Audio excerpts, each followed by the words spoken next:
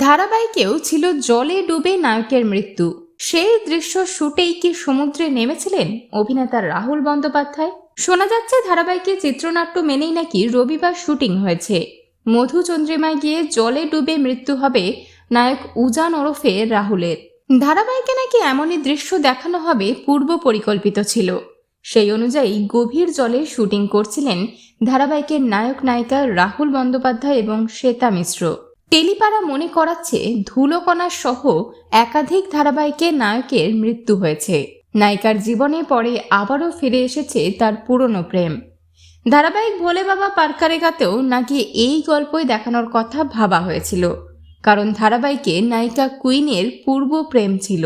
বাড়ির অমতে প্রাক্তন প্রেমিকের সঙ্গে বিয়ে হয়নি নায়িকার, বদলে সম্বন্ধ করে সাত পাকে বাধা পড়ে চিকিৎসক উজানের সঙ্গে। ফলে নায়ক নায়িকার মনের মিল ছিল না।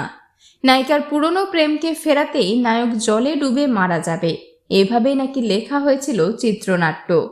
তাই তালসারের আউটডোর শুটিংয়ে কুইনের প্রাক্তন প্রেমিককেও অভিনয়ে অংশ নিতে দেখা গিয়েছিল। যদিও রাহুলের মৃত্যুর পেছনে আসল সত্যিটা কি তা এখনো অধরা।